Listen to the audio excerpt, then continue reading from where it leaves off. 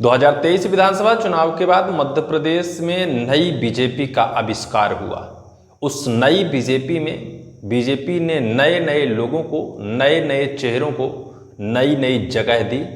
लेकिन उन कद्दावर नेताओं से किनारा काट लिया जिन कद्दावर नेताओं की आज भी सीएम के पद पर रेस लगाई जाती है। उन नेताओं को उम्मीद थी वो नेता अपने आप को सीएम के पद पर रेस लगाते नजर आ रहे थे, लेकिन आखिर ऐसा क्या हुआ कि उन नेताओं से वर्तमान बीजेपी ने किनारा काट लिया और उन्हें कोई भी पद नहीं मिल सका।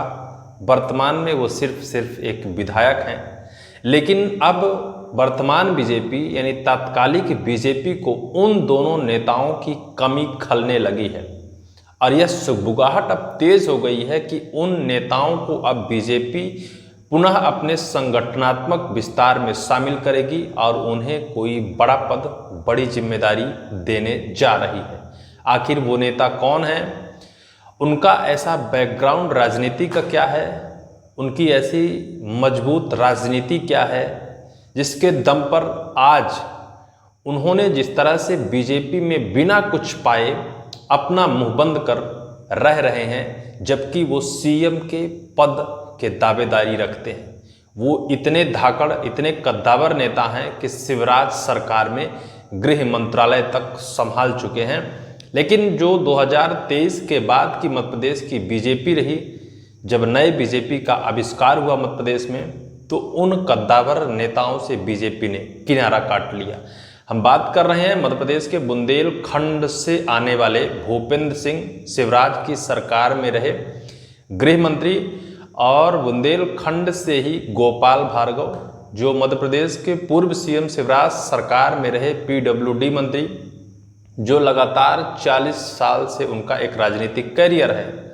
बहुत मजबूत दावेदारी है बीजेपी में उनकी, बहुत ही गहरी पकड़ है राजनीति में उनकी। आज भी उनके सामने कोई भी बड़ा नेता नहीं टिक पाएगा। लेकिन 2023 विधानसभा चुनाव के बाद जिस तरह से शिवराज सिंह चौहान को दूध में गिरी मक्खी के समान निकालकर साइड में रख दिया गया था, उसी तरह उनके लेफ्ट और राइट हैंड को भी उसी तरीके से साइड का रास्ता दिखा दिया गया था। ये नहीं देखा गया था कि कितनी इनकी दावेदारी है, कितनी इनकी राजनीतिक पैठ है और कितनी इनकी पकड़ है। लेकिन हालात अब बीजेपी के ऐसे हो गए हैं कि नए लोगों के हाथ में कमान देने का अंजाम कि वर्तमान में मध्य प्रदेश की बीजेपी की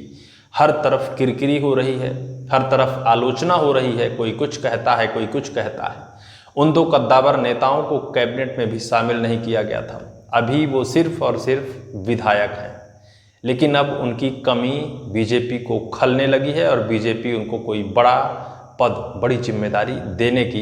एक रणनीति तैयार कर ली है।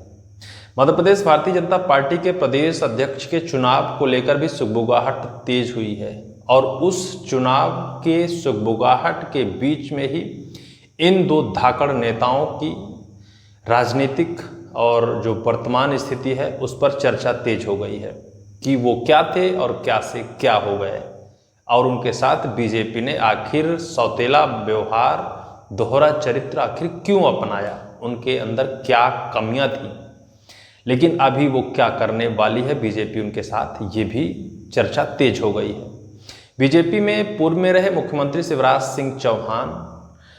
केंद्र बीजेपी ये नहीं चाहती थी कि मध्य प्रदेश में शिवराज सिंह चौहान को बदलने के बाद भी उनके left and right hand Madhya Pradesh की वर्तमान सत्ता में शामिल हों,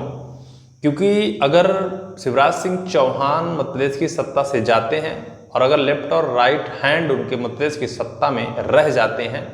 तो वो कहीं ना कहीं वर्तमान बीजेपी या वर्तमान सत्ता में रोड़ा बनेंगे, या फिर कहीं ना कहीं शिवराज सरकार की तर्ज पर पुनः तत्कालिक सरकार को ले जाने का प्रयास करेंगे। केंद्र बीजेपी को यह पसंद नहीं था, इस वजह से केंद्र की बीजेपी ने शिवराज सरकार के उन सबसे बड़ी भुजाओं को काटकर और साइड में रख दिया था, जिस तरह से शिवराज सिंह चौहान को रखा था। शिवराज सिंह चौहान के सबसे करीबी नेता भूपेंद्र सिंह, गोपाल भार्गव, ऐसे और कुछ बड़े वरिष्ठ कद्दावर नेता हैं जिनको बीजेपी वर्तमान ने साइड का रास्ता दिखाया था। लेकिन अब हालात ऐसे हो गए हैं कि उन दो विधायकों को, जो सिर्फ और सिर्फ विधायक हैं, उनको केंद्रीय गृह मंत्री की अगुवानी के लिए सामने खड़ा किया जाता है, देश के प्रधानमंत्री के स्वागत के लिए खड़ा कर दिया जाता है। वहीं जब कोई बड़ा आयोजन होता है तो उनको उद्बोधन के लिए बुलाया जाता है। अब ये भी सुगबुगाहट तेज हो गई है कि मध्य प्रदेश में बीजेपी के प्रदेश अध्यक्ष की ज़रूरत है, और ये बताया जा रहा है कि जुलाई के पहले हफ्ते के अंदर ही मध्य प्रदेश में बीजेपी को प्रदेश अध्यक्ष मिल जाएगा। इस बीच इन दो नेताओं की सुगबुगाहट ये साफ कर रही है कि कहीं इन दो नेताओं के बीच में ही तो मध्य प्रदेश के प्रदेश अध्यक्ष की कमान नहीं जाने वाली है, क्योंकि बीच में चर्चा तेज हुई थी जब अमित शाह मध्य प्रदेश के दौरे में थे, और मध्य प्रदेश के दौरे में जब अमित शाह पहुंचे तो इन दो नेताओं को स्वागत के लिए उन स्वागतांक्षियों में शामिल किया गया था जहां शायद सामान्य विधायक को नहीं शामिल किया जाना चाहिए। उस टाइम से ये चर्चा तेज हो गई थी कि इन विधायकों के साथ अब बीजेपी क्या करने वाली है। लेकिन अब बीजेपी के मन में ये बात तो साफ हो गई है कि इन दो नेताओं की ज़रूरत मध्य प्रदेश की वर्तमान सत्ता को कितनी है। इनको हमने साइड में रखकर कितनी बड़ी भूल की है, और इनको पुनः एक नई जगह पर, एक नए पद और नई प्रतिष्ठा पर स्थापित करना बहुत ज़रूरी है। सूत्रों की खबर है कि इन दो नेताओं को बीजेपी मध्य प्रदेश बड़े संगठन में बड़ी जिम्मेदारी देने जा रही है। जब प्रदेश अध्यक्ष का चुनाव होगा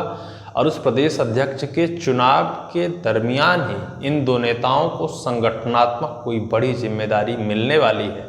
क्योंकि ये दो नेता अब जिस तरह से किनारा काटा है बीजेपी ने इनसे, इनके अंदर बेहद नाराज़गी है, और वो नाराज़गी भले खुलकर सामने नहीं आ रही है, लेकिन कहीं ना कहीं बीजेपी आला कमान यह एहसास कर रहा है कि कितनी ज़रूरत इन नेताओं को संगठन के अंदर है, और संगठन इनसे जिस तरह से किनारा काटा, उस किनारा काटने के बाद भी ये दो नेता जिस तरह से संयम के साथ डटे रहे, जो कुछ भी इनको दिया गया वही लेकर खड़े रहे, ये संयम का विषय रहा। और इस संयम के साथ ये बात साफ हो गई है कि निश्चित तौर पर ये दो नेता मध्य प्रदेश के बहुत ही ज़रूरतमंद और कद्दावर नेता हैं। इस वजह से इनको बड़ी जिम्मेदारी दी जा सकती है। बहरहाल ये बात तो साफ है कि मध्य प्रदेश की सत्ता मोहन यादव के हाथ में है, और मोहन यादव मध्य प्रदेश को नहीं चला रहे हैं। केंद्र बीजेपी आज भी मध्य प्रदेश की ड्राइविंग सीट पर बैठा है, और स्टीयरिंग केंद्र बीजेपी ही घुमा रहा है। मोहन यादव सिर्फ बताया जाता है कि एक पुतले की तरह काम कर रहे हैं, पुतले की तरह मध्य प्रदेश में बैठा दिया गया है। लेकिन केंद्र बीजेपी का ही निर्णय है कि इन दो नेताओं को बड़ी जिम्मेदारी मिलनी चाहिए। क्या मिलेगी आने वाले वक्त पर, इनके राजनीतिक कैरियर का क्या परिणाम होगा, अब ये तो वक्त ही बताएगा। इस पूरी वीडियो को लेकर आपकी क्या राय है, और इन दो बड़े नेताओं को लेकर आपके अंदर क्या ख्यालात हैं, कमेंट सेक्शन पर कमेंट जरूर करिएगा।